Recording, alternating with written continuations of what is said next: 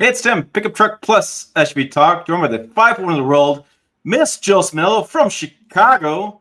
Hello. And I didn't know if Jill could see this or not. We're playing a little fun with Jill tonight. We have some guests on tonight. We have from the great state of Florida, the man who types cold in his emails and gets cold. We have TRD John. John Ginglehoff is here with us. Hello, John. Hello, everyone. What's up? I'm going to point out I do have my space heater on in my office. So if you all can hear that in the background, I apologize because I'm the person who can also type cold and be cold. Be freezing. Yeah.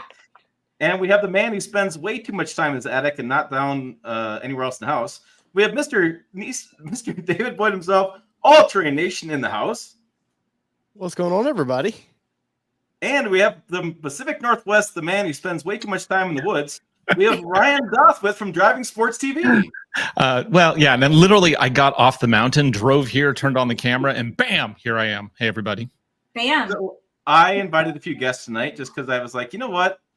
I've been asked a lot of questions on this, and I thought I'd get some audience input from you guys, some hosts and things. We're going to flip around the script here on what I typed in, but I want to dig into this idea of buying vehicles, and I invited people. Let's see, who actually buy vehicles and do reviews on them. And so I thought this would be a great topic you guys talk about. A little bit, I guess, a little behind the scenes. If you didn't catch my video on this, I sold the 2023 Chevy Silverado 1500, and by the numbers, I lost $14,000. But I didn't really lose $14,000. I didn't talk about my tax break on that as much as I probably should in that video, because I've had some amateur CPAs come after me in the comments and you shouldn't do that, whatever. And I'm like, well, whatever. So that's a big part of it. Plus all the learning you get and the videos you create from all that stuff. So let's start with you, TRD John, because you buy, how many vehicles did you buy? I think last year. Did you see Tacoma 4Runner? No, you had the 4Runner before, right? Yeah, I had the 4Runner before. I bought 3 last year. It would be the green Tacoma, that little Stent that I had, the Sequoia, and then my Tundra that I currently have right now. So I bought 3 last year, which I didn't mean to do, but here we are. So let's talk through this a little bit. So what are your reasons for buying? What are you looking for to buy? I mean, how's the thought process go in your head? Yeah, well, when I buy them, it's kind of like you, right? When we go to these events, we only get very short time with the vehicle. And the press loans are nice to have too, but I can see that a vehicle is very popular with my particular audience. So I feel like, well, if I can buy this vehicle and people like it, or they may want videos on future ownership or stuff like that, I think that those videos do really well. And you can only do that by having the car for, 6 months to a year. 6 months is the fastest I've had one. I usually try to keep them a year. So you just make content on it. I personally like to show people the cars. This is what Toyota says the car can do. And then I like to modify it. So I give people kind of both types of videos with the modifications and stuff. And of course, like you said, man, the tax savings at the end, especially if you only really keep it for a year, you can write off the whole thing 100% instead of like incremental depreciation as well. And Dave, I know your wife lets you buy new vehicles occasionally. So, I mean, I know that's her Bronco. I mean, yeah, exactly. Dave buys vehicles with permission. As it should be, by the way, as the resident female in this chat here. Hey, we're a 50-50 partnership, Tim. 51-49, and she's the 51. So, what did you buy last year? Let's see. We bought a 24 Mustang GT last year. Well, I guess it's a 24, but we bought that last fall to experience I wanted to experience the last kind of what I thought was going to be the V8 pony car, even though Ford says otherwise right now. I kind of feel like that's going to be the GT's always been kind of that generic Mustang, the kind of the best value. So I wanted to experience that before it disappeared. And staying on brand, are you going to throw some AT3Ws on that thing or something, or what? No, nothing's happening to that car. It's honestly, it's about to go on the for sale block. And Ryan, I know you just took a big sip of coffee, but also, which is very on point for Seattle. But I know that you do a couple different things. So you buy vehicles, yep, but you also get long-term reviews as well, like multiple months. So I mean, what do you think? The long-term review, the buying it, where are you at in this spot? Well, the nice thing about, so right now we have a long-term Subaru Crosstrek Wilderness. And the reason why I asked for that vehicle long-term is because in 2021, we actually bought a Subaru Crosstrek Sport, and my wife is now driving it, and she will not give up that car. So for me to buy another Crosstrek was silly, but I also know our audience really likes the Crosstrek. So I just basically said, hey, Subaru, we'll do, here's my video slate that I'm proposing. And they're like, yeah, that's good. Go ahead and do that. And so I did the press launch, which was great because that was down in the American Southwest. I say that because I don't know where I am most of the times. I think I was in Utah for that one. And then I drove it home, shot 3 videos on the way back, climbing up mountains and doing all this stuff. I have this like hour, 10-minute long video of me driving back, going across all the states and whatnot, 500 miles. And then I had it here. But that doesn't always work, obviously, because manufacturers are very constrained as to what vehicles they can give you. Right now, I'm talking to Honda about getting a Pilot Trail Sport long-term. I don't know if they will. They don't know if they will because they don't know if they have enough cars to do it. So for them, it's really just a matter of they get X cars and they need to send them to X fleets. And do they have anything left over? So then as far as buying cars, I do try to buy at least 1 a year. Sometimes I do 2 a year. I try to keep them for about 6 to 8 months, 2 a year. But right now, I did not buy a single truck or vehicle at all last year because I had ordered a Ranger Raptor that was supposed to be built in October. I'm with you, Ryan. October, and it was delayed to December, and then it was delayed to January. And the current production date is May 3rd right now. March 3rd. Holy Sorry, smokes. March 3rd. Oh, okay. So, in the meantime, Ryan, what Tim's not going to tell you is Michael Vine's about to pop in and surprise. I don't know. I threw this over to Levine, and he's like, yeah. I'm just like, okay, great. So the problem with that, though, is that I had planned on getting that truck in October-ish, maybe December, but then I was going to have it for several months and then sell it. But the problem is I now have a Land Cruiser first edition that's coming my way that I bought. That's going to be here in March-ish. So I might have these 2 vehicles both land at the same time. And at that point, I'll have to make a decision because my wife does not let me buy 2 in the same month. There are rules. But maybe next month you could do back-to-back month buys, right? And I really like. I bought a 2022 Ford Tremor 2 years ago. That was the last new vehicle I bought. And I really like it, actually, way more than I thought I would. So I don't know. Maybe I'll try to keep it. I don't know. We'll see. We'll see what I can end up pulling out of a hat on that one. But that's all I got planned for this year. Just 2 exclusive, really cool vehicles. That's all. Yeah, I think you and TRD John could compete about who gets Land Cruiser first. Yeah. Do you have one on order? Maybe TRD John? I don't know if I want a first edition. I mean, if you want one of the first, obviously you have to do it because, to my understanding, the first 5,000 produced will be a first edition. Yeah, that is and then after that, the normal Land Cruiser in 1958. I didn't want to wait. And, I mean, for me, really, if I couldn't get a first edition, I might have just waited for 4Runner. But at this point, I talked to Toyota and they're like, we can give you one. Well, not give, but we're happy to sell you one for much money. And I was like, okay. And so I spec color and all that. I'm going with sand, the 2-tone sand, and then with the white on top because kind of classic look there. So I'm stoked. I mean, I don't know. I've always wanted a Land Cruiser, and no way was I going to spend $90K for the last one. $90K and outdated. No way. I know, right? I mean, it's kind of like, but then I drove it and I shot a video, and the video did really good. I think we had 500,000 views on that one or something. And I was almost like, wow, maybe I should have bought one. But no, now I'm glad I waited at this point. Yeah, they have a cult following for sure, and people will always watch. And I can't wait for people to tell me that this is not the real Land Cruiser once I start filming it, because the Prado is not the real thing. It's okay. We'll see how you did the hand thing too. Like, no. Yeah, we'll see how that goes because we have our GX550 video dropping on Thursday this week. So I'm going to already warm up to the whole, like, it's not really a Land Cruiser, but yeah. All right, let me ask you another question for the 3 of you here, and Jill as well. But what do you guys think about the race to be first on getting the vehicle? Is it? I have said in different videos that you don't have to be first with the vehicle, but you can't be 200th with the vehicle. You can't be so far behind the game. And there's a lot of stress involved trying to be the first one to have it, right? Yeah. And so, I mean, let's start with John first. We'll kind of go around in my view, around the horn. But John first. So, what do you think about being first? I mean, you have a Tacoma coming, right? Are you concerned that TFL is going to get there? I think TFL is going to get theirs on Wednesday or Thursday of this week or something like that. I mean, how does that impact you? It stinks because mine's not even built yet, and it was supposed to be built. So being first is very, very cool.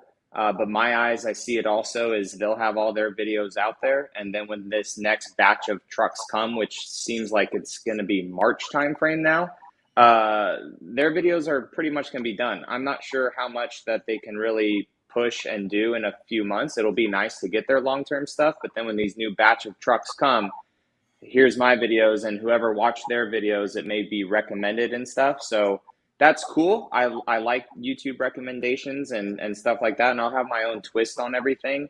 But it is obviously cool to be first, right? I mean, that you're the first through the door, and the views will be great. But at the same time, I'm just kind of over it. There's so much stuff out of my control that it's not even worth stressing over really anymore. So it'd be cool. I have a video that may be the first for some things whenever I'm able to post it. I won't talk too much about that yet, but like, yeah, I don't know. I'll eventually get it, hopefully. And if not, I'll be the first maybe to do something with the truck. I have no idea. All right. And then Dave, you were one of the first guys to get a Mustang, right? Yeah. So, yeah. how'd you thought on that? I was very well. The one thing I will say, people watching, I've seen so many people. Ryan, I'm sure you watch the Raptor forums right now, just paying attention to what everybody's saying, looking for news. Just because you're produced first does not mean you're getting your vehicle first, and I've proven that. It depends on really where you get the vehicle from. So I've built a relationship with a Ford dealership, basically next to Map, and it's helped me quite a bit. But no, yeah, for smaller channels like me, getting a car first does help a little bit because you're getting new exposure. You're getting people looking for, the first content. So they're like, oh, I've never heard of All Terrain Nation. We'll check them out. And the Mustang was an eye opener for me because we've never really done anything with cars. And the car was just, honestly, it was kind of we needed to buy something for tax reasons, just like, you've talked about, Tim. And just getting to experience it, it was a fun trip. We did a little video with it of going to Michigan, picking the car up, driving it back to Tennessee. And I will say, driving it back to Tennessee, because we all get press loans, that long of a trip, you learn more driving that 500 or 600 miles than you ever do in a 7-day press trip because you're stuck in that vehicle. So that's something that I've really grown to like. And I don't think I'd ever order a vehicle locally anymore because part of the fun for me is experiencing the vehicle how it's intended. So I'm excited. Like, I've got a Ranger Raptor on order, and I've pushed, I'm sure like Ryan, I've pushed all the buttons I can to get, to be one of the first ones to get it, because when's your build? I think March 18th. Oh, so yeah, we're both in first run basically. Yeah. and I was hoping, I was working a bunch of things trying to get into early build weeks, but it didn't work out. But no, I think for like Ranger Raptor, if you're not first, forget it. Yeah, I think after the first few weeks of ownership of that vehicle, it's done. And I want that vehicle for kind of, I just want the coolest mid-sized truck out there. So that's part of the reason why I want that. But no, I think if smart play with me would have been just get a Ranger, a normal XLT Ranger, kind of like what you do, Tim. You experience kind of the middle level to upper level, and after that go on. But no, for smaller channels like me, man, you've got to do anything you can to kind of scratch and claw your way up the algorithm, whatever YouTube does. They say subs don't matter anymore, but I still think subs matter because viewers look at that number. And of course, Tim, you and Ryan and even TRD John now have big, pretty big numbers up there. So I think when people see that, it gives you guys some credibility. So for like me, I've got to be one of the first to get my name out there. Okay, before I go to Ryan, I'm feeling need for a donut. So hey, it's Tom from the Car Stuff. Okay, so by the way, I have to share with you, I am wearing donut leggings. Nice. So if you're not familiar with Tom, he does a Car Stuff podcast and with Jill.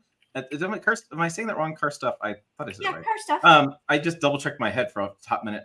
But Tom and Jill do this Car Stuff podcast, which, by the way, I was working on a quiz, Tom, and I didn't quite get finished off, but No, we're not doing a quiz, but Look at that golf course, Tim. I've been on a roll lately. Right. I'll get to Tom in just a minute, but I want to follow up with finish off this conversation with Ryan talking about whether or not you have to be first or not when you have. Sure. I got a couple of stories related to that. First, I'm going to answer Sammy Jammy. I have no idea how much I'm paying for the Land Cruiser yet. I don't have final pricing yet. So yes, I ordered a car without knowing how much money I'm paying. So there's that. And then Sammy Jammy also asked, is the Crosstrek grossly underpowered? Not the 2.5 liter. I think it's fine with that, for what the car is. Got to keep that in mind. And if you want something faster and you want that same car, just get the Outback Wilderness. It's just slightly bigger, has more ground clearance, and has all the power that you need. Okay, so moving on. So in regards to, I have two examples of when I had vehicles first. And so that Crosstrek Sport that I was mentioning, my wife's Mazda 3, which we bought in 2004, was at the end of its life. I say that it needed a ton of repairs all at once. And so we're like, okay, well, let's buy you a new car. And this is during the pandemic. I went down and looked at the Subaru dealer, and they had the Crosstrek Sport. There was no press launch for it. There was nothing in fleet. They didn't exist as far as I knew. And they had two of them at my local dealer. So let my wife drive it and a couple other cars. Probably the first time in the world that somebody has cross-shopped a Subaru Crosstrek Sport and a Lexus, a Genesis G70. Oh, what's the model number? Anyway, it's the 3.3 liter turbo small car. It's been a long day. Genesis and a Subaru. Yeah, I think you're right. The dealer not a good dealer. She loved the car, but we didn't have a garage, so she didn't want to keep a car like that outside, so she opted for the Subaru. Anyway, got that video on a Sunday, shot the video on Monday, had the video out on Tuesday. I was the first one that had it, and it was one of the first videos that I had get to. It was the fastest to 500,000 views that I've ever had in a video. So obviously, first mover was good there. And then the second example was when, of course, I say that, and I've had numerous videos with Crosstrek go up to 1 million views. So I guess maybe it doesn't really matter quite. So I'm like destroying my own argument here. And then the other example, which is hopefully a better example, is actually it is a better example. When the Maverick was first hitting fleet. It hadn't hit fleet yet, but they were just coming to dealers for the first time. And I just called up my local Ford dealer. I'm like, do you have any Mavericks on the truck that aren't sold? And he's like, yeah, I got a Lariat FX4, turbo all-wheel drive. And I was like, yeah, I'll buy that. He's like, do you want to know the price? I'm like, yeah, okay, what's the price? But there was no markup or anything. I got it at MSRP because there wasn't a big demand for them yet because they hadn't started marketing. This is like the first few are being sent. And I'm like, okay, this is cool. So I bought it. Massive views on that in the first few months. And then by about month 8, because we were just doing regular content on it, by month 8, I could hardly break 100,000 if I was launching it off a cliff. I wouldn't get 100,000 views on it. It's just like, because there were so many people doing content on that vehicle at that point, it was just lost among everything. So that's probably the best example, but I think it's really vehicle dependent. Because you bought a GT Mustang. The very first video I did that hit 1 million views, that wasn't something done like 15 years ago on my YouTube channel, was actually a Mustang GT review that I shot by myself in the desert over like 2 days. And I mean, that's back when I was doing a more variety of content. I've kind of been focusing more on the off-roady stuff because that's what our audience wants.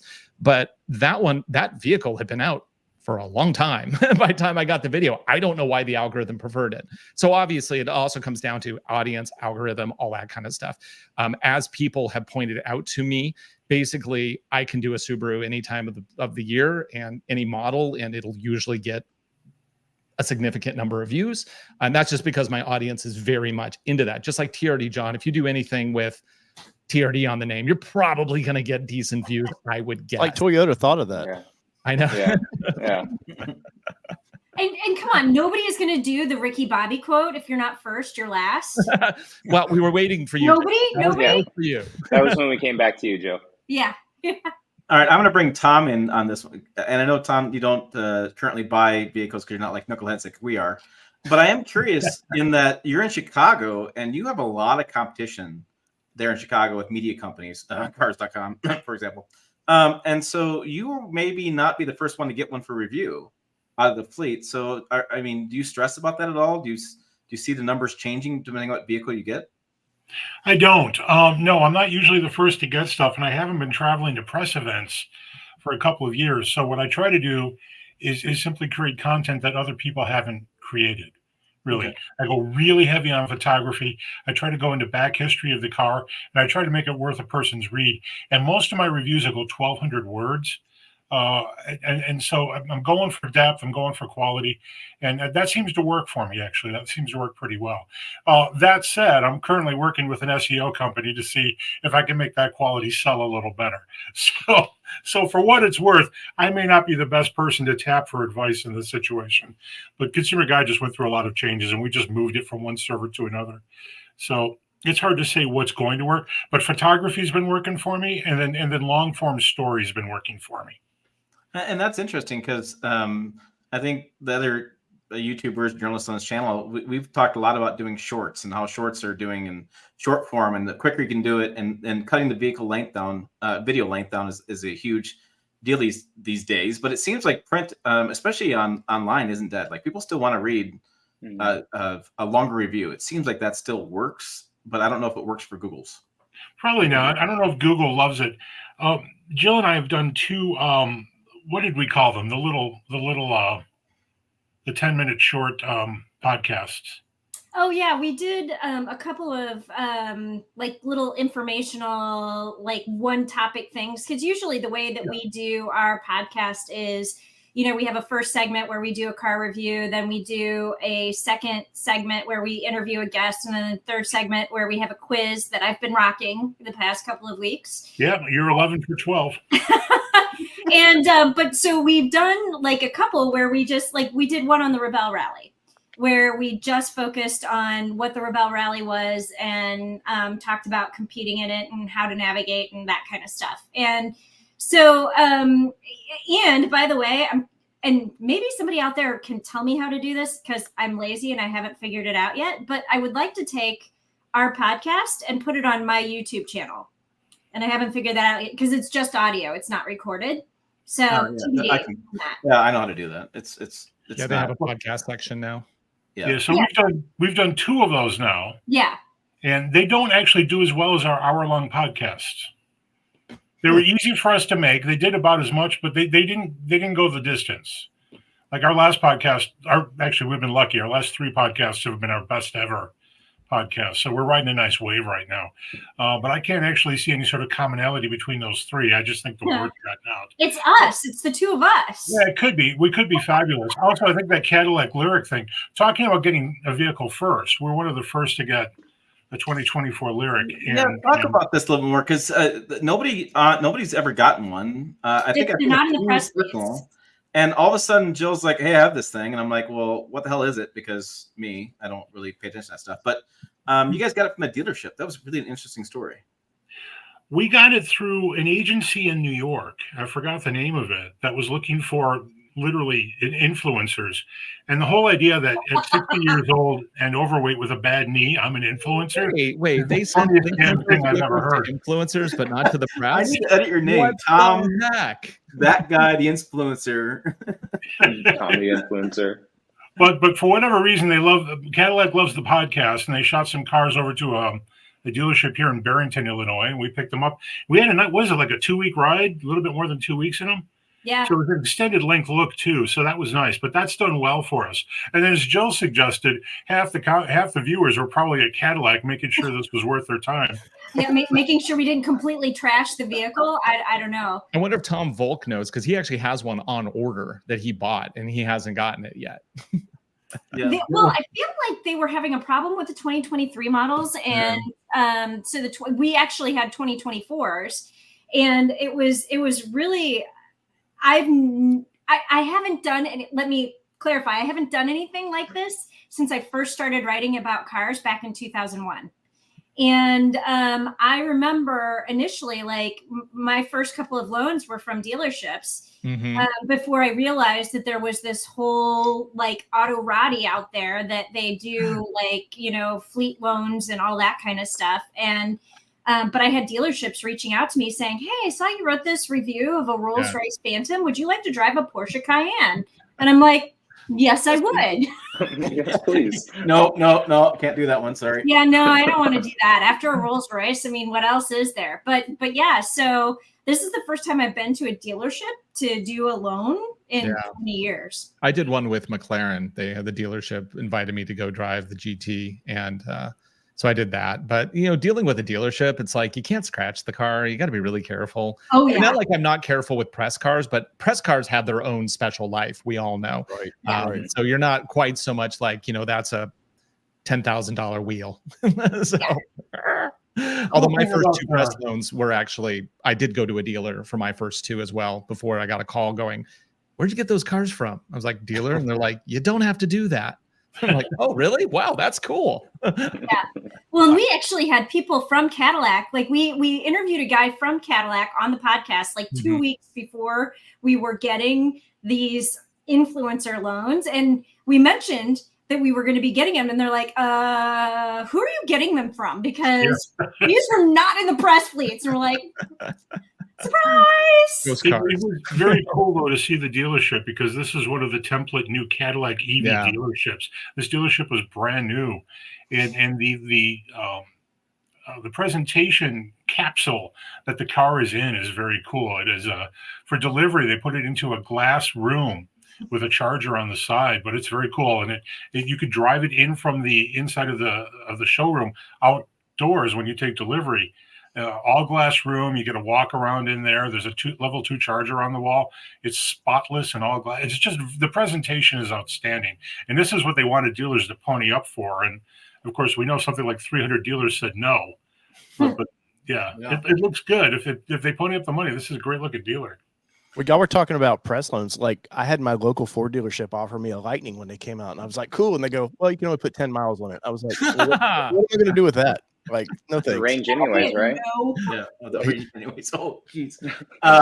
So another reason why everybody together is, for those that don't know, this is what normally happens at auto shows and events. Like, we're all working, but we get a chance to sit around and talk about things. So somebody in the comments, a few people have said it's very cool to see everybody together in one live video.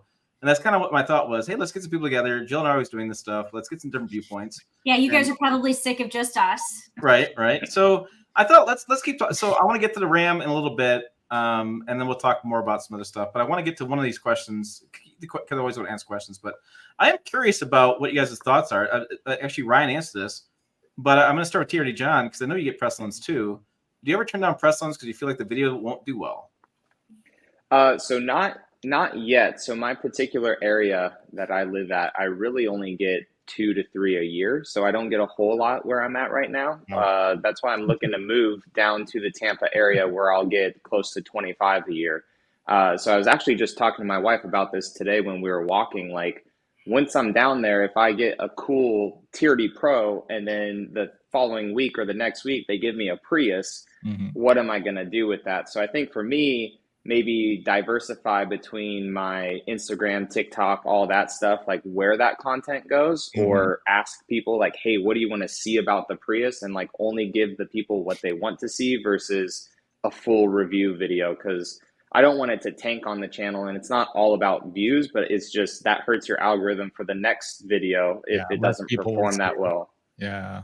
And even your subscribers, like we talked about subscribers potentially not meaning anything. They do mean something, but when people don't watch the video, then it doesn't get recommended to the subscribers for the next one. So I'll see that bridge when I get to it. But as of right now, I haven't denied anything, because I want everything, because I only get 3 cars a year where I live. So I'll take whatever I got right now. That's tough. It sounds rough. like me, John. Yeah, dude, it's rough, but at least like when I do get the cars, I try to, get the vehicles that will do well on my channel, I think. So once I get down there, we can diversify a little bit. We'll see. And I think, just to clarify, people don't know, is that press fleets tend to be in major cities, and the further away you are from major cities, it can be tougher to get them. If you have a massive following, yes, the automaker will bend over backwards to some too, but typically it works out well. So like for me, I'm 180 miles from a press fleet. Well, that's not too bad.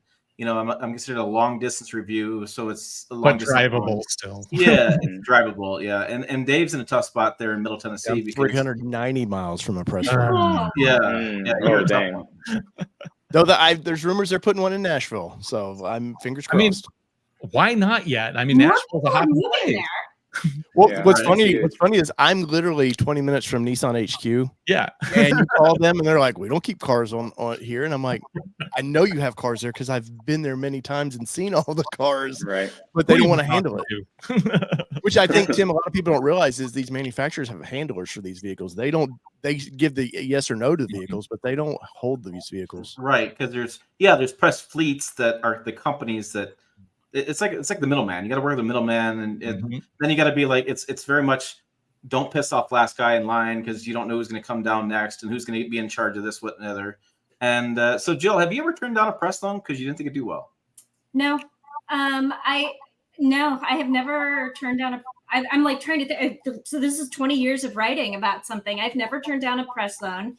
I will say there are a couple of vehicles that I have gotten that I have not been kind to. And sometimes I don't get vehicles from those manufacturers again. Now, Jill, you get a list, right? Like, I'm assuming everybody gets lists, and you can pick from the list.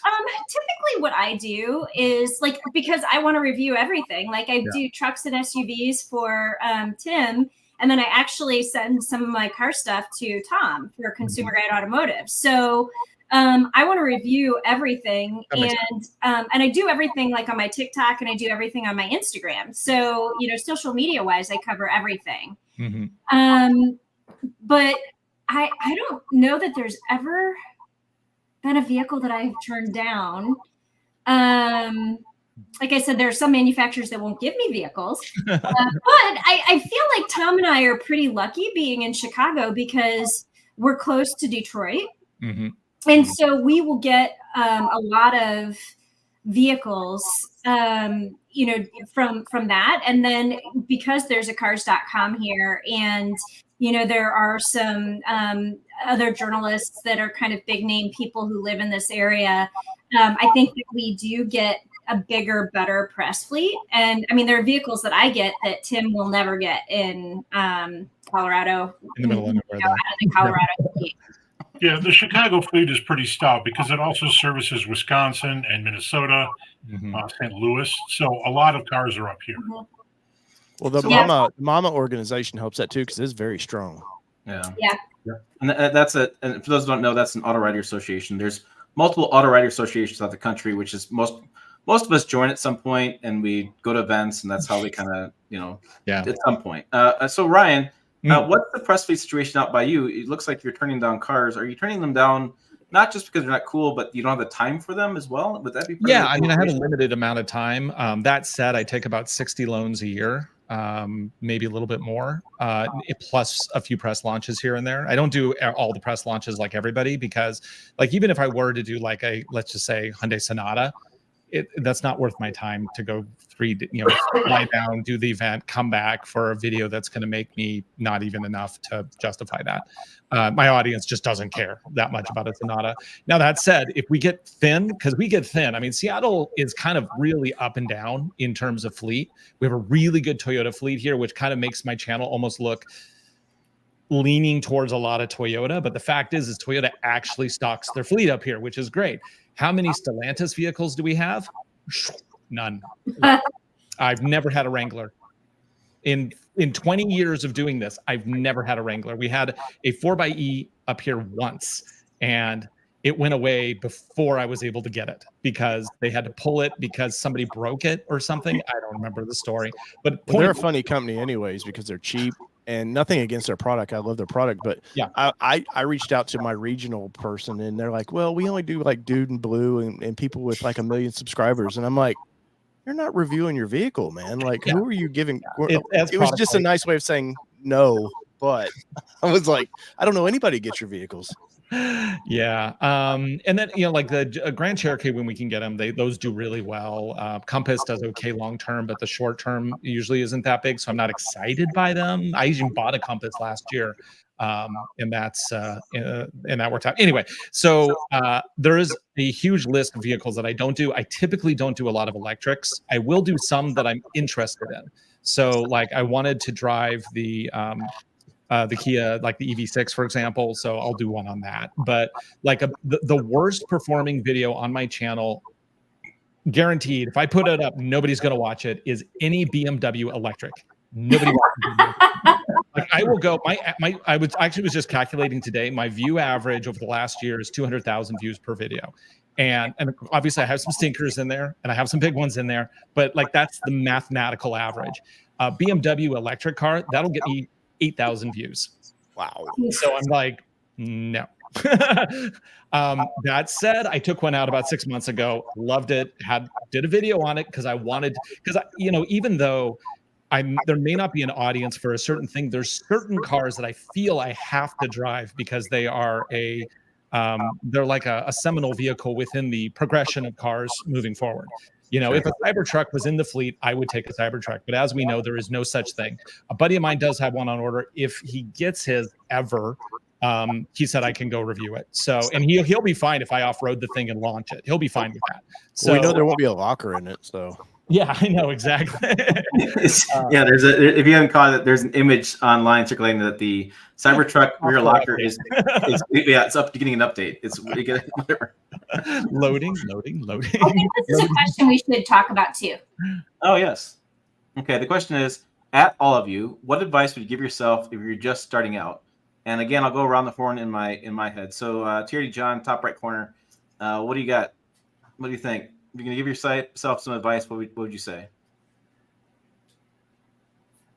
You're muted.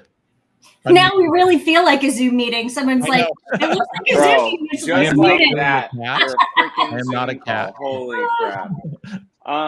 I would just keep going. I mean, you're not going to be perfect right away. You may not get views right away, but just don't give up.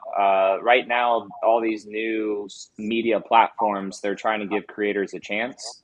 So they will push I don't know if any of you guys have noticed, but random videos come up on your YouTube or stuff sometimes, and they have like 300 views, and you're like, who the heck is this? So these, which is nice because if you're new, you have to push your content out and stuff. So I would say have a bank of 10, 15, 20 videos and then just stay consistent with it and get better with every single one. See what people comment on the videos. Hey, I wish you would slow down talking, or I wish this, that, and the other. Still be yourself, but take like constructive criticism and stuff and just have a bank of like 10 to 15 videos just to be consistent. Because the last thing you want is to have a viral video go off while you're small, like a couple thousand views, and then not post for like 4 weeks because you just let it go. So I would say consistently doing stuff and then just take criticism with whatever your audience says and find out what your niche is, because you're not going to have any idea what people like until probably 30, 35 videos in or something.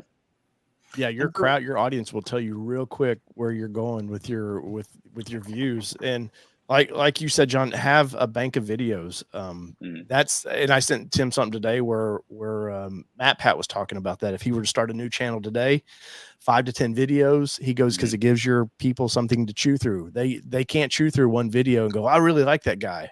I can't wait for 6 months till he posts another video, Right, exactly. Consistency for newer, because I'm probably the youngest channel here. Consistency means everything. Whether it be if you want to just do live streaming, that's the great thing about YouTube now. If you just want to do live streaming, it's fun to connect. I'm streaming on my channel right now with this. It's fun to connect with your audience. They feel like they get a chance to know you more. And I think all 6 of the personalities here is because they like the personality. And me and Tim's privately talked about this a lot. It's they like you for you. Everybody has a Ford product. Everybody has a Toyota product or whatever. Eventually, they're all going to say the same thing, but they're watching, I think, a lot of times for you. But like John said, don't be scared of criticism. That can be your best friend, really. Like let your audience tell you, because I guarantee your audience has probably watched 30 more YouTube videos on cars than you have. And they kind of know like how to shape you a little bit. But also, don't be afraid to delete a comment either. I don't care anymore. Or reply back. yeah, and don't engage. But that biggest thing for me was I used to get so upset over, man, the guy called me chunky or whatever. And like because that's what they do. they want to poke at you. They want to find your insecurities. So I just delete it, move on about my life, and have fun. And to the how do you get into this? Like, I got into it by accident. I was just covering the Nissan brand because I actually worked at the Smyrna manufacturing plant. I was doing a podcast, and I think Tim came across me somehow and goes, "Why are you only talking Nissan?" I was like, "I don't know, man, because there's no playbook. There's no YouTube for Dummies that you open up and go, well, here's the playlist. Have fun with it. Be as creative as you want. I think that's the biggest thing. I think that's why, like, Ryan, you've been around forever. Like TRD John, you guys are creative in different ways. And I watch both of y'all's stuff because I'm like, for one, I want to see what is Ryan going to put up the hill that shouldn't be going up his hill? like a couple months ago, you got something buried up there. I forget what it was, but it was hilarious. John, I like watching John build the overland rigs, like, because I'm a closeted Toyota guy. I love the TRD stuff. I just could never afford it. So be passionate about what you're talking about, and I think you'll either make it, or if not, you'll still have fun doing it. And I want to go to Ryan next. I'm going to go to Jill and Tom because I know Jill does both video and TikTok, and I'm kind of curious Jill's viewpoint on TikTok. And I want to go to Tom last because I know Tom does a lot more writing, a lot more podcast stuff. So Ryan, what advice would you tack on with these guys? I think they kind of hit most of the highlights. Yeah, just we started with Google Video, and then our Google Video rep said, "Hey, we just bought YouTube. Do you want to come over as a production partner?" I'm like, "What's that?" And they moved us over in 2007. So we've been with YouTube a long time. But I did ignore YouTube. Basically, I just posted sporadically. So we grew our channel. We were one of the biggest automotive channels in the early days. Doesn't mean much, but we were the big of a small thing, I guess. But then when we realized we couldn't actually make a lot of money on it, or even enough to pay the bills or even the gas, we went to broadcast. So we actually we weren't doing much with YouTube between 2012 and 2018. So it's funny because we grew and then no growth because we were posting clips from our broadcast shows, not producing content specifically for the platform. And that's the biggest thing, is that don't create generic content. Everybody wants to create content that you can just post on everything. I'll create this thing for YouTube that I can do as a, also post to TikTok that I'll also do here and do here. You have to create custom content for the audience because the audiences are very, very different. We just started posting regularly on TikTok last week. I've been doing experimental posts every few weeks. And I had two that just hit 1.8 million, 1.3. So I'm like, yay, okay, now we can officially do TikTok because we're monetized. So now it's not a total waste of time. It's just a little waste of time. But it's been bad. So the biggest thing, though, is consistency with the platform, because you will get lost on the platform if you don't post consistently. And that does not have to mean every single day. You don't have to be like TFL. It doesn't even mean once a week. It can be bi-weekly if that's what you can do. And don't beat yourself up if you can't do more. Will you grow faster? Yeah. If you post every day, you'll grow very fast. But that's to the total exception of everything else in your life. So we've settled into a schedule of once a week or twice a week if we can, because we also produce shows for other people. So we're all often gone for a couple of weeks doing something. So we'll pre-produce some stuff. So we're usually 2 or 3 in the can before we go do something else, maybe 3 or 4. Sometimes, like last year, I missed one. We were gone for too long. I didn't have enough pre-produce and we missed 1 week. But you can do that. YouTube will let you do that. Your audience will let you do that. Don't beat yourself up. And one of the comments I hear all the time is don't read the comments. That is the worst possible information. That's the worst thing you can say to anybody. You don't have to take them to heart. I mean, people several years ago, I don't get this anymore, but people are like, oh, I didn't know I was watching a car review from Jared at Subway. And I'm like, what? That was before he was, but anyway. So, and you build up a skin. It's just keep in mind, a lot of these comments are people who are 12, not all of them, but they don't even know what they're typing sometimes. And that's okay, but they will tell you if you're saying too much. And that's it's like, they basically act as your director. Granted, it's after the fact, which is not ideal, but they will tell you if you're saying, if you're doing looping logic, if you're doing all these kind of trademark problems, they will call you out. And then you make the next video better. Don't worry about deleting. Mm-hmm. The only time I have deleted, I think, 2 videos that had technical problems on them. And I don't mind having a little technical issue, but if something just doesn't make any sense, I might delete the video. But that's very rare. Usually I let the mistake just sit because gives people. Ryan, do you feel it's audio over video, or do you think they've got to be 50-50? Because I always hear that if the audio's bad, they tune out real quick. Yeah, audio is number one. We have a decent investment in our audio gear. We use pocket recorders with time code generators for everything. So that way I can be in the car, out of the car, wander around the car. I can walk up the hill. My audio is going to be crystal clear. That was something we struggled with for years to do good, because you want to use like the wireless mics, and then you're in the car, but then you get out of the car and sometimes the mic quality is not great. And then you have to cut that whole section. But it's like, really, it's the person outside the car, like going, and I can't climb up here, and I've fallen over, and there's sideways wind and all that kind of stuff, which is exciting. And so if you can get that, great. But yeah, I mean, invest in a decent mic, like number one. Like you can have the crappiest camera, or you can just film with an iPhone, frankly. Yeah. But if your audio sucks, that's the worst thing you can do to people's ears. And don't be afraid of using a little fluffy on your lavalier mics. The wind noise thing, yeah. Yeah, because the dead cat. I just leave it on now. They look stupid, but they do huge improvements in the audio for that one breathy air thing, but also for your own plosives, so you're not getting the on the microphone. So yeah, those are all my points. I mean, I could go on for like 2 hours, so I'm gonna end my spot. Right. We all know you, Ryan. We all know you can. So we'll leave it at that. Oh, Dave, do you know your hat's on the right way? I don't know if you know. I know. That's one of the funnier comments. That's when you know too, is like when people are really watching you.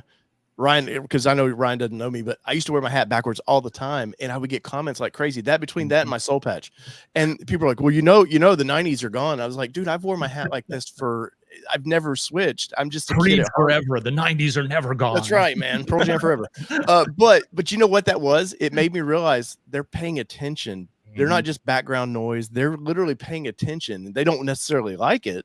They want us to shape us into the mold they want us to be in sometimes. But and I know, Jill, you've talked about that, where people kind of attack the clothes you wear sometimes. You're like, like man. Whatever. Yeah, with women in this industry, where I mean, because it's not just Jill. I've seen everybody, like Scotty and everybody, comment about, like, you go on thing, they're going to comment on your clothes. Alanis, it's like, why people don't go after my clothes. Of course, I just wear a black t-shirt all the time, but still totally uncool.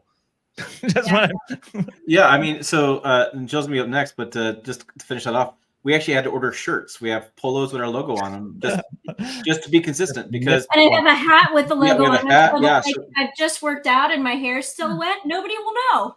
Tim's wearing polo. Tim, you're gonna be at Chicago, right? Yeah. So yeah, this is the first year I'm not wearing any of that. I'm just like, either they watch me for me or they don't. I'm not dressing up anymore to fit some press. It makes my packing easy. It's like polo jeans. It's pretty simple. So Jill, starting out, I mean, you've been in the business about 45 years. So going back to that time when you had like the little cut and paste and you really cut out the stuff and pasted on documents. I mean, what kind of advice would you give? Poster boards. Yeah. Well, I mean, I have been doing this a long time, and I started out at newspapers.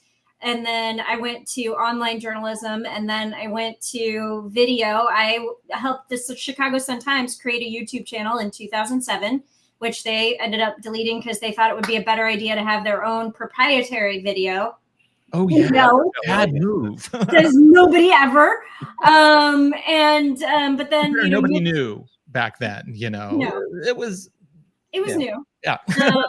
But, so made the transition to video, but worked for a broadcast TV company, have worked in social media, have I like radio. I've gone the full gamut of like everything you can do in media. And so the first thing I want to say is we've been very YouTube specific, but if video is not your thing, you don't have to start there. You can start with a blog. You can start with an Instagram feed. You can start with TikTok, and you don't even have to be on your TikTok videos. Mm-hmm. Like if you don't feel comfortable with the way that you look, a lot of my TikTok videos are just me showing the car and talking about it. And by the way, you want to talk about cranky comments? People hate my voice. Tom and I talked this off air. Tom and I have this thing about your voice. We keep tuning you down. It just, I don't know. I'm just like, whatever. I don't care. They got cool voice filters now, Jill. You could just change up your voice on people. Auto tune your voice. Yeah. Right. Would you like to play a game? I hope you like the video. I don't care. But have you guys, like The Office? People tell me I sound like somebody from The Office.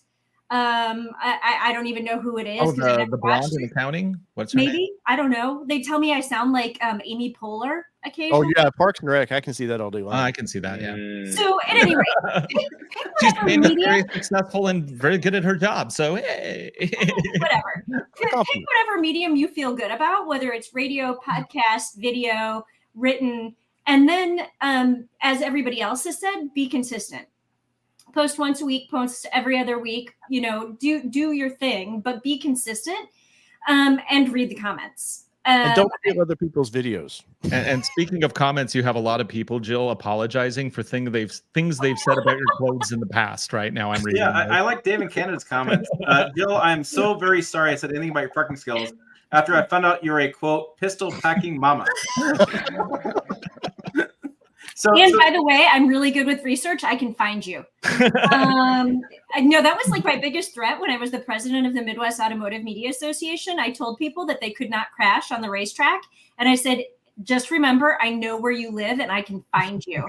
And in the 2 years that I was president, nobody had an accident. It was great. Because I was scary. But no, I mean, read the comments and then take the constructive criticism and move forward. And then, take the stuff like somebody didn't like the fact that I was wearing pink shoes in one of my videos. And I had a whole big bunch of, Yeah, that was me. I hate your pink shoes. Yeah, whatever. Suck it. But it was just like a read between the lines. But I would also say find a mentor. When I first started in the business, like find somebody that you can talk to and that you trust. And Tom was that person for me. I remember when I first started writing in 2001, 2002, whatever, Pioneer Press newspapers. I'm writing these reviews. I've never written a review before. And Tom was attending the Midwest Automotive Media Associations. And I was like, I'm adopting you. Will you help me? And literally him and Kirk Bell were two of the first people in the industry that I knew. And I was like, people tell me I write like a 16-year-old girl. I need help. I don't want to write like a 16-year-old girl. And so Tom and Kirk were great mentors and really helped me and were critical, but nicely critical, I think. I don't know that we were that nice. That's probably true. That's probably true. But no, I mean, find a mentor and, somebody that you trust and somebody that you will appreciate their feedback. And pay attention to the comments, but maybe start with your mentor first and then post it out there and then get that feedback. But always like find that person that you trust. Like I feel like Dave and Tim kind of had that relationship and I think that's a really, really important bond. Whatever media you're going to go with, like find somebody you trust who does well in that thing and ask for advice and ask for feedback. Yeah, Tim used to make fun of me for my thumbnails because I just let YouTube do whatever it did. And he goes, "Why are you letting YouTube do that?" I was like, I don't know. Things. Who knows? And it always picks winners, doesn't it? It's like, yeah. It always seem to be like me halfway in a sentence, like while driving. Yeah. So Tom, I know you're competing with Jill by how many books you have, but I thought maybe you could add some to this discussion about how did you get started? What advice did you get? Yeah, I don't know that I have good advice about starting out because I started out by accident. You can't see the actual books here, but I purchased every copy of Consumer Guide, their monthly reviews, since like 1975. And one day I'm flipping through it and I'm like, holy crap, they published this in Lincolnwood, Illinois, which is, walking distance from here, a long, long walk, and I would never walk it, but to make my point. But I shot them one resume and 3 weeks later I worked there. That was it. And I started out as an editor because I was in the business. I had worked on cars. I had sold cars. I'd worked in fleet leasing. So it just was the next step in me being a car guy. But if I was going to give someone advice, and this works for video, this works for radio, this works for print, or if you're writing something online, be sure and tell the whole story, but tell a complete story. If you're going to talk about a car, if you're going to talk about a truck, not only should you know about that truck, You should know a little bit about the competition. You should know how it changed for that year, how it's going to change in the future. And I think people want to hear that stuff. And I think they want to hear how it's selling in the marketplace, maybe even know if it's being incentivized at the time that you're talking about it. But tell a whole story, know a little bit about the technology, know about the trim levels.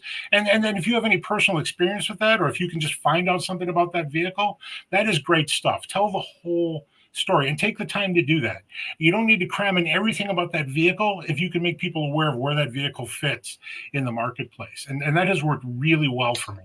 And Jill will tell you, I come into the studio when we talk about a particular car with 30 or 40 printed out pages, just because because he's that guy. I'm happy to talk about tree, anything. Tom, save a tree.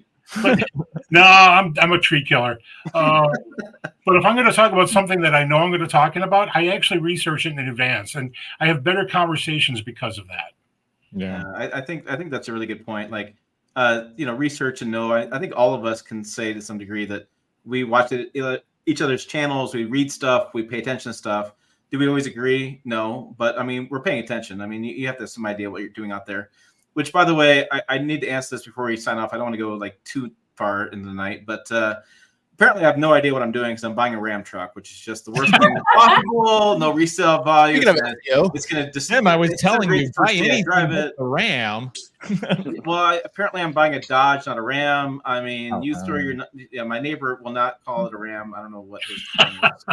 Old farmer kind of deal, but so I mean, yeah, that's so I'm buying one, and my reasons for buying one are basically to learn more. Like to Tom's point of view, I want to learn more about it. And I think one of the best ways to learn more about a vehicle is to spend a certain amount of time in the vehicle. And I was talking to our friend Trevor at Ram, and I said, I just need 3 months to understand your infotainment system. Like, I get the big screen. Oh my God, that system drives me nuts. So the thing is, I get it for like 7 days, and cars become such rolling computers. Mm-hmm. If you're not in the car like for an extended period of time, pushing all the buttons and things, which I'm not a button pusher, I'm a get in a car and drive kind of person. You really can't understand it all, and that infotainment system is just crazy. So, but I mean, I'm hearing the comments, and the thing is that'll finish off it's not a trifecta, it's 4 of them, but it's a quadrifecta, whatever, of the new full size trucks I've been in. So I basically have been in all the full size truck, which I think is pretty useful. I think that from all of us who can speak your audience, you can speak with authority about all 4 trucks. Right. You're not just I get them for a week, and I'm like you were saying, the infotainment system, I need a week just on that. But right. I can't. I have to film it over 2 days. So yeah. It's. I think the other thing that people don't realize is we get it for 7 days, right? You get it on a Tuesday, not Tuesday, whatever. But it doesn't mean that's your only thing that week. Like that's not your sole purpose. Like, and it doesn't mean that you're going to read the manual either. By the way, there's nobody got time. For that. They even come with the manual. Yeah, they become a manual. Yeah. No, I mean that's a lot of it. I mean, you have to have time with the vehicle, and then I think what's great with like what John's doing is that he's buying the same vehicles, not the same brand, but he's buying the same brand, the same vehicles over and over again. Like he went through 2 Tundras and you get to experience different trims and really and you speak from authority because now you've been in it many different times. You understand the nuances and you understand, like what was I was a Grand Highlander. I didn't realize it had a Prius shifter. And I literally could not shift the damn thing for like 3 days. And I couldn't figure the damn thing out. So, and I haven't been in a Prius in about a decade now. So, but I think it's helpful, right, John? I mean, the different trim levels and being the same vehicle. I mean, you can see like maybe where the misses were. One truck had this, the other vehicle didn't have it, and you can see where they kind of missed stuff. Yeah, I mean, like a simple thing like a passenger shelf. Like, why when you go to the limited on the Tundra in a truck that already has a limited amount of storage space, you just get rid of a passenger shelf for like a nice leather wrapped dash. I would rather have plastic and give me a shelf for the passenger. So I think for you going to the Ram is awesome with this in between as you wait for that Tacoma whenever it comes, right? I mean, for you for a full quadfecta or whatever that would be called, like that's awesome because you can speak on anything and you get probably hundreds of comments a day like, how's this truck? How's that one? And it's like, well, I only had this one for a week, but I like this other truck. So you may push someone the wrong way when maybe after your 6-8 months of having the Ram, you're like, this Hurricane engine's awesome. I like this truck. This is the trim to get, or I wish I would have got this trim. I mean, I think that was the right move. There are also 2 other ways truck that you thought about. there's two waves for content too, because not only is there first mover, but there's also once the marketing kicks in, and if it's a new product, they don't start marketing until they have like a lot of vehicles. So usually it's about 3 to 6 months after the first vehicles hit. So even if you don't get that first wave, you always have that second wave that you can ride if you want to ride a wave at all. But obviously a vehicle like the Tacoma, I mean, they're going to sell a ton of them and it'll be around a long time and we'll have plenty of time to do all sorts of weird things with them. So look forward to that. Tim, I think for your first thumbnail, you need to be in a cowboy hat, like those old Marlboro ads where you see the guy with the rope on his shoulder and the chaps. Hay straw and everything in his mouth. You're up there anyways. I'm going to say no. No. Maybe that's the one I published and Jill comments later about. All right. Anyways. No, I wanted to bring it up because I did put it in the title. I didn't want you have to address it if it's in the title. Yeah, I thought, well, I don't want to change the title. I mean, that's now you're clickbait, Tim. Screw that. Well, and I do want to talk about the Mazda CX-70 before we sign off. And that was a nice show, everybody. Right. So no, I wanted to hand this over to Jill because Jill's got a couple more things. I'm going to step away a little bit as host, but I'll let Jill take this out. And Jill, CX-70, and then do you want to go? I mean, don't make this another 45 minutes long, but do you want to go through the Women's Choice Awards and see if the men agree with women? That'd be ooh, battle of sexes. We need a whole episode on that, I think. Well, let's see. So I am on the women's, and they've changed it instead of just world, it's women's worldwide car of the year. And it's 72 women in golly, I can't even remember. I think it's like 34 countries around the world. It's pretty cool. And so they go into a lot of the global vehicles. Yeah. And so there are some of these vehicles that I didn't have the chance to drive, which is a bit of a bummer. Did you drive the Opel Mocha? I did not drive the Opel Mocha. Darn. What Citroen versions or the? No, the Citroens, the Seats, the a lot of the random vehicles that we've never and will never see in the United States. But there are a couple of vehicles that I just wanted to mention because, like, we talk about cars and we talk about like different things, but the family vehicle of the year was actually the Volvo EX30, which is kind of cool, and I've driven it. It was supposed to be up for NACTOY and then got removed at the last minute because it didn't have any sales in 2023. So it was kind of nice to see it win something as it just came out because it's a great little EV.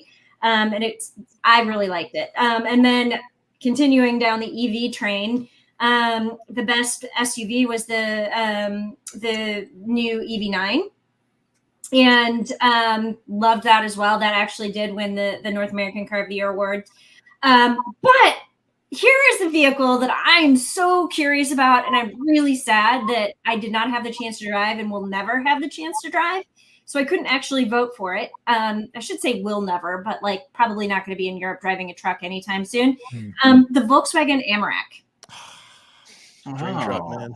That was a category winner. And how did that? I'm sorry. I mean, that's not. I mean, it's not a huge seller globally. But keeping in mind, like, there are probably only 5 or 6 jurors from the United States. Everybody else is global. But the Tacoma's global. It was not global. Next year. Well, yeah. We'll see. Now, which generation of Ranger is the Amarok based on? That one was that the new Ranger, the new one, the new G6. The Amarok is really just a rebadged Ranger, right? Yep. Now it is. Well, and it has to be like a completely new vehicle. So, yeah, I would have to say it's based on the current generation of the Ranger. But I have wanted that truck to come to the United States. I'm very curious about it. It's based on the Ford Ranger. And yeah, VW dealerships have been begging for that truck to come to the United States for about 9 years. I was gonna say 2 seconds. What? 9 years? Now they have the Scout to beg for. Right.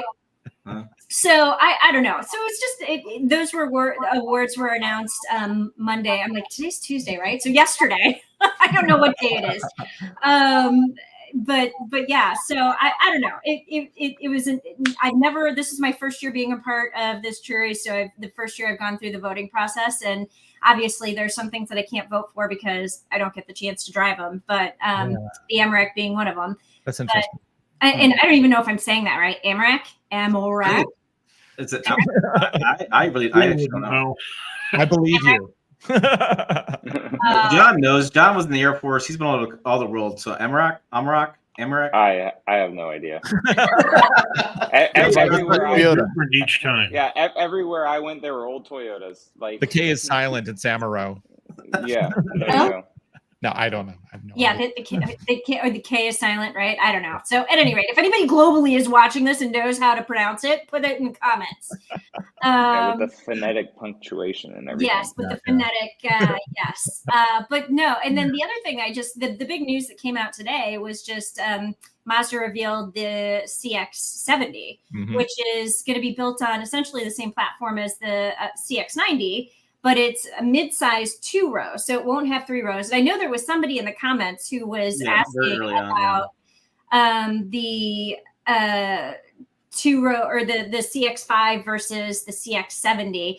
And I'll be honest with you, we don't have any details about, like, no specs. We just know that there's more and more useful cargo space, but we don't have any specs. We don't really know what that means.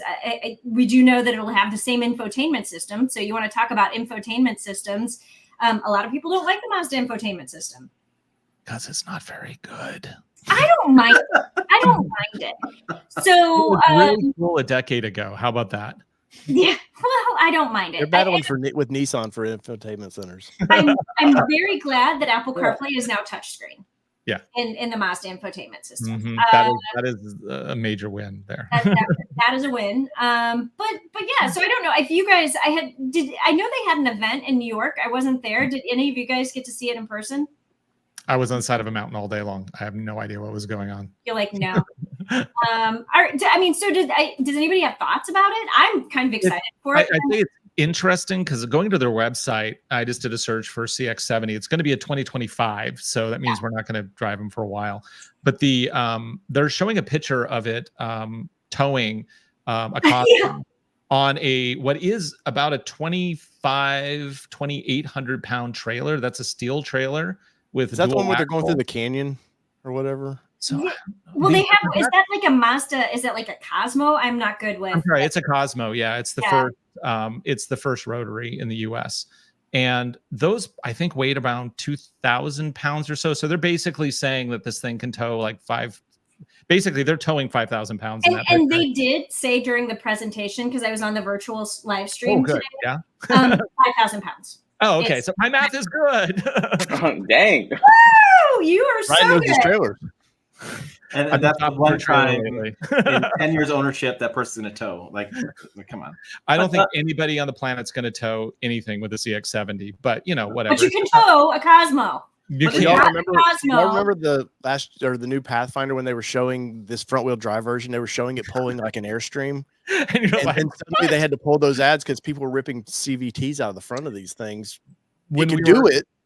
When we were at the GX 550 launch, the original GX announcement said 8,000 pounds. But when we were there, they said they've corrected that. And it's now 9,060 pounds roughly for the Overtrail Plus edition. Yeah. That's a short wheelbase to be pulling that much weight. I wouldn't tow that much. I'm getting a little worried with all these car makers. Like we have this Crosstrek Sport out there that they say you can tow 3,500 pounds with. I'm not doing that. With the wheelbase this big. No. Yeah, I did a short on that GX 550 towing because I was like, would you really tow that much? Because that makes me nervous. I mean, did anybody reply saying they would actually do that with that car? Or are they like, oh, it's fine? I don't think anybody over the age of 12. I mean, it does have a brake controller, so that's good. But it's like, that's not comfortable. No. And it's not even wide either. Well, I thought the CX-70 though was kind of the same weird place. Like I'm just looking at John here about the Toyota's placement because the Venza goes away, but the Crown goes in there, but we don't know. Yeah, I was just thinking about that when you guys were talking that CX. Yeah, it sounds like that Crown Signia. I feel like in the future, like the big American family of like 3, 4, 5, 6, 7, 8 kids or something like that, I feel like that's starting to go away with, I guess, maybe my generation that's having kids. Like they maybe only want one kid or their dogs or something to have more cargo area. It honestly seems like that's the move. So why not get good gas mileage? And if you get rid of a third row that you would put down anyways, then I feel like that may be the move John, for automakers.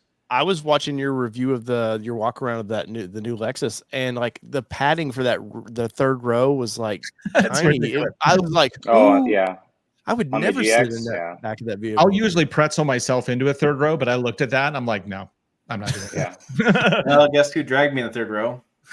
Hey, good job, Jill. I know. Well, we were like, let's look at the third row, and I actually climbed into the third row through the cargo area. So things to look forward to in our GX 550 video. But yeah, then I managed to drag Tim into the third row, and he was just like, "This is not good." Tim, the next video is you got to get Jill in the engine bay. Yeah, there you go. So, Tom, how many times have you been dragged in the third row with Jill? I don't think I ever have, and I'm not a willing participant in third row testing. She doesn't do it to her I mentor. think the last third row I ever climbed into voluntarily was a Mercedes-Benz R-Class, if you guys remember that bad boy. But that was a serious third row. Yeah. Interesting stuff. All right. Well, we should wrap this up. And like I said, I appreciate you guys all stopping on. I don't know why this morning I just thought, let's get a lot of voices on here and let's just do something different. It's kind of fun having you guys all at one place. I know we're going to all catch up in Chicago and see each other in person, but I didn't know the audience would always understands that we're not enemies. We don't hate each other. We actually hang out and have a drink, or we hang out and talk, or whatever. I don't know. I don't really like Tom, but other than that, It says so. It says so someplace. I know. All right, and hey, make sure you check out everybody's channel, everybody's outlet, everybody's podcast. I'll put links in the description if you can check that as well. So make sure you check this stuff out. So thanks for watching, everybody, and from all of us to all of you, we will see you down the road.